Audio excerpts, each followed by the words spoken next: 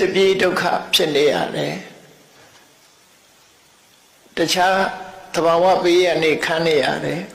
အဲ့လိုအချိန်ခါမျိုးတွေဥမာဒုတိယကမ္ဘာစစ်ဖြစ်တယ်ဆိုရင်ဒုတိယကမ္ဘာစစ်စမီအတောက်ခံရတဲ့နေရာတွေဆိုလို့ရှိရင်ဘုံကျဲလို့ကိုနေရာကိုမနေနိုင်ဘူးဘုံကျဲတဲ့ထဲသေးတယ်လူသေးထွက်ပြေးတယ်လူပြေးအဲ့ဒါလို့ကစင်ကလျာဖြစ်နေတဲ့အချိန်ဟာကာလဝိပတ္တိလို့ခေါ်တယ်ကာလဝိပတ္တိအချိန်မှာကုသကံမကဲနိုင်ဘူးကုသကံရှိလဲအကျိုးမပေးဘူးတဲ့ကာလဝိပတ္တိဖြစ်အဲ့ဒီအချိန်မှာအကုသိုလ်တွေက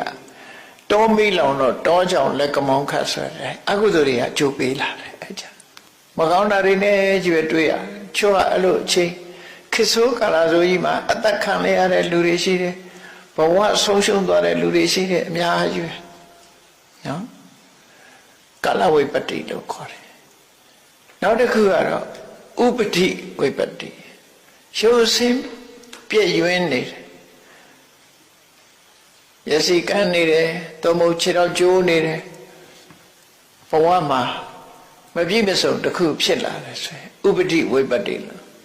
သူဟာဘယင်းသားဖြစ်ပေမဲ့လို့မျက်စိတစ်ဖက်ကန်းနေမင်းမဖြစ်တော့ဒီလိုဆိုလိုတာပေါ့နော်လက်ကျိုးခြေကျိုးဖြစ်နေလေသူ့ကိုဘယ်သူမှမင်းမမြောက်တော့ဘူးအဲ့ဒါဥပတိဝိပတ္တိဘယင်းသားဖြစ်နေပေမဲ့လို့ကံတရားကဘယင်းဖြစ်အောင်လုပ်မပေးနိုင်တော့ကုသကံလုံးပေးနိုင်တော့ဥပတိဝိပတ္တိရှုပ်ဆင်းအင်္ဂါရဲ့ချိုးယွင်းပျက်စီးမှုအဲ့လိုဆိုဂတိဝိပတ္တိဆိုတာကြတော့မကောင်းတဲ့ဂတိကိုရောက်ဥပမာလောကမှာဖျားပွက်နေတယ်ဖျားပွက်နေတဲ့အချိန်မှာလူတယောက်ဟာဖျားနဲ့ဝေတရားတဲ့ဝေတဲ့နေရာမှာရောက်နေတယ်အတိညာဏ်ဘယ်လိုပဲရှိတရားသာမကြားရလို့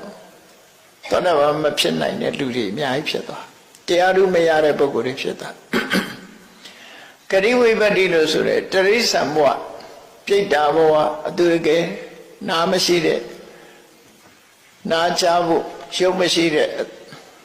အရုပပြမဘုံတို့ရောက်နေတယ်ဆိုရင်ဘုရားပွင့်ပြီးတရားဟောနေတာသူ့အတွက်တော့ဘာမှအချိုးခံစားမှုမရဘူးအဲ့ဒါမျိုးကိုဂတိဝိပတ္တိလို့ခေါ်တယ်ဩဃတထဲမှာပါတယ်ရပ်ဖြစ်၈ပါးဆို